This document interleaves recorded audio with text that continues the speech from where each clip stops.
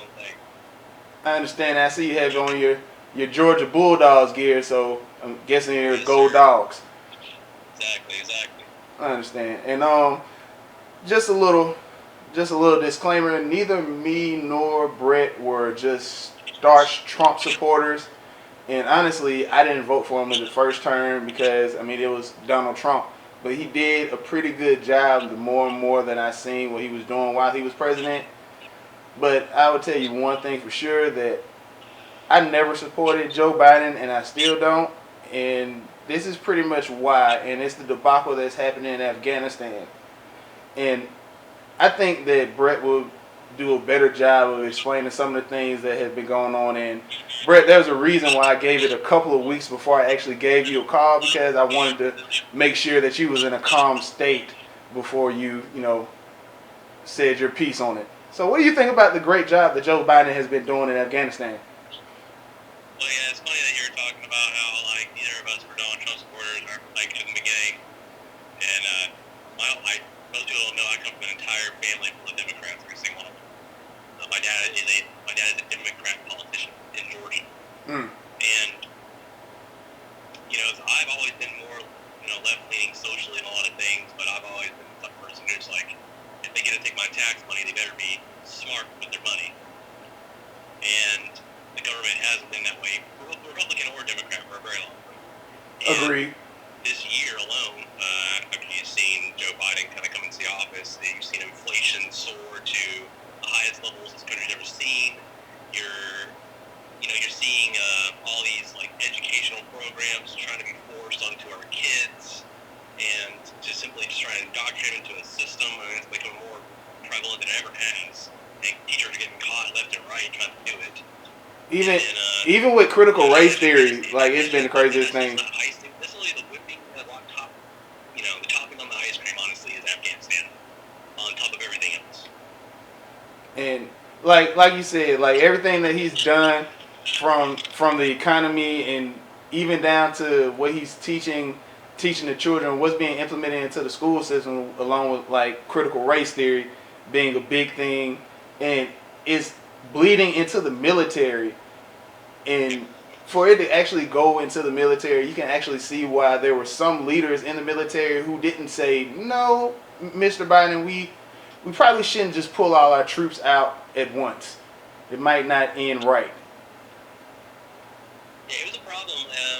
But every single general around you is telling you, hey, you probably shouldn't do this.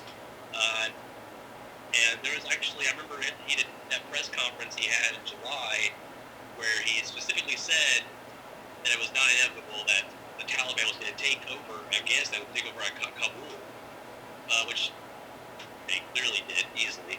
And in that same one, he was talking about how the intelligence communities were saying that they shouldn't pull out that quickly, or that plan was horrible, that the military should stay.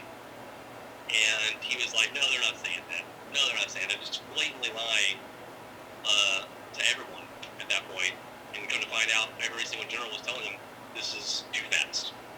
And here we are, And he completely went past all that. He wanted to have a September 11th exit because he thought that was going to be patriotic.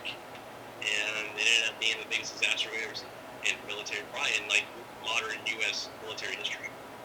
and the crazy thing is that you don't see anyone resigning or anything like that. Even with small things that happened during the Trump administration, we've had military leaders who did not agree with the things that Donald Trump did resign when he did the things he did. Nobody is resigning in this whole situation, and nobody is actually making any type of sense because me being the type of person I am, I'm a non-interventionist. I don't I don't really believe that we should be occupying all these countries in the world, but I do understand that on both sides of the aisle that people did we've been wanting to pull out of Afghanistan. Even Donald Trump was preparing to pull out of Afghanistan, and Joe Biden tries to use that like, well, this is Well, from the previous administration, and that's Donald why we Trump's did it this plan way. was to pull out in May. So Yeah, the reasoning behind that deadline is that Taliban they follow a pretty strict schedule as far as their offensives and things of that nature.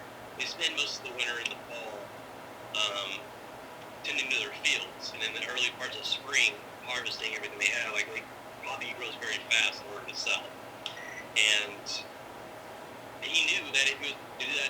obviously the Taliban was not going to control Kabul, and that was the most strategic area because that's where he planned on doing his evacuation from. Exactly. Was the airport, and here we are, literally within weeks. It took the Taliban 12 weeks to take over the entire country, and if we would have done it in the timeline that Donald Trump had said before, we would have had that problem. And the things that we left is just ridiculous. Leaving millions of rounds of ammunition, hundreds of thousands of rifles, helicopters, broken helicopters, but helicopters, night vision goggles with certain type of technology that only America has, or at least had, that can be reverse engineered by, let's say, some people who may not like us, like China. That was left there, and I know there's a big story that came out that the military actually talked against SANC because people came out and said, well, you left over 100 rescue dogs there, and then the military came out and said, well, why would we spend this much money on these dogs and just leave them there? That can't be true. But it's like, well, you did leave $85 billion worth of weaponry there, so I don't think that's too much of a stretch. It was a complete waste and lack of a better term, a shit show, honestly. Yeah, at the time we left Afghanistan, or we get ready to prepare to leave, it was about 300,000 Afghan Army troops. Numbers are still coming out as far as how many of those were part of commands that were corrupted. They were bought out by the Taliban. They were getting money. They're getting money from somewhere, obviously from other facts. Countries, probably Iran more than likely, or something like that, or Al Qaeda even, because they're trying to make more of a presence in that area. And it's wild to think about that in American terms, because in America we were so used to, like, freedom is such an important thing to us. Like, we are willing to 100% die for that freedom. Afghan Army guys, they're just not on that level at all. They will accept money over freedom, and we see what the corruption they have there. Yeah, exactly. And so whenever that whole thing happened, all the weapons, all the trucks, everything we gave to the Afghan Army went straight to the Taliban. They wasn't destroyed, it wasn't combated against. They literally just gave it up. And I could have told you from the very beginning. I was in Afghanistan my first time in 2009, and that was the first time I've ever seen Afghan Army guys ever. And that was after we did a push through a city called Dahana. Let me tell you what, I have never seen the worst group of people you could have for an army. Let's be honest. And they were just, people looking for a paycheck, honestly, because they're probably extremely poor Afghanis who just weren't making money doing anything else, probably criminals. Had a lot of conscripts, guys were just drafted into the army. And it was poor training, poor organization, just no will to fight the Taliban at all. And I know the Taliban uses extreme measures to discourage people to want to fight back and all that. But I've saw a couple of videos on the Afghan Army, and watching their soldiers trying to do jumping jacks and not being able to complete that was really embarrassing, honestly. No, it's horrible. And I can see. It is the worst out there. So, like, here in America, we have standards when it comes to joining our military. It's actually pretty tough to get into, like, places like the Marine Corps. It's actually had a lower acceptance rates than, like, certain universities, like a lot of universities, like high-level universities. And we don't want just anybody coming in. In the Afghan Army, they just didn't have those opportunities, those choices. They had to just take whoever they could get. And let me just tell you, just people who just should never be in the military. Ever, plain and simple. And it looked like that from the videos I saw. High during their training,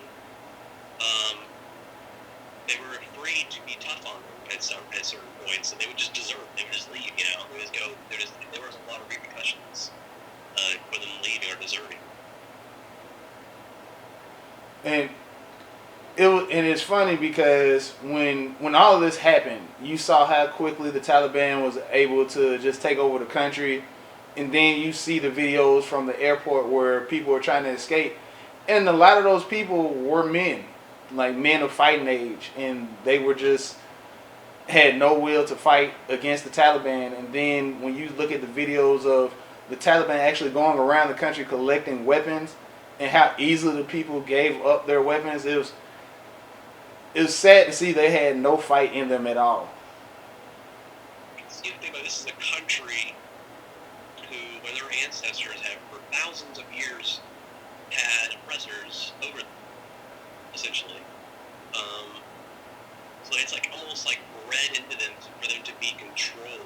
You know, they don't know what real freedom is because even over the last 20 years, granted, we have done our best as we could as a military to help them to facilitate the basic freedoms. Even still, the Taliban still had a lot of influence in that area. They would operate late at night, they would come into homes, do whatever. Sometimes, I remember my first deployment, we would come into compounds sometime, the Taliban came in the middle of the night and would just kill the entire family. But that's because they would help us the day before, so we'd die, And so they still had a certain level of influence even when we were there and after we had conquered certain areas. It just took a long time to get to this point, and by that point people were just like, we're tired of this, And Afghanis were never going to pay the ultimate price that it took in order to have freedom. It would have taken a lot of lives, and they were just not ready to provide that, I don't think. Indeed.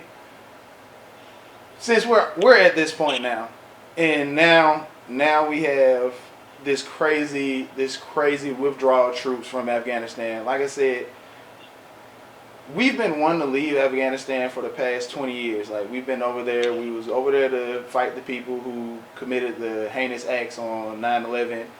We put Osama bin Laden in the ground, the ocean, and we've been wanting to come home. But now, since the withdrawal happened, pretty much wrong, because everybody in their right minds know we probably need to get the United States citizens and our allies out of this area before the military. But Joe Biden didn't know that. So now we still have citizens over there, and we end up negotiating with terrorists in order to get our own American citizens back home. And we still have citizens there. So what do you think? What do you think we're at now? Because you spent time over there. Do you feel that your time over there was a waste or for nothing? I don't know. My thought processes on that is my time in the military. I never tried to make it politically motivated at all. Okay. My time at first, when I first joined, was like, I want to serve my country. I want to get back to this country that I was literally just born into. I was born into this, so I got to be a part of this without even having to do anything. Just being here. Yeah. And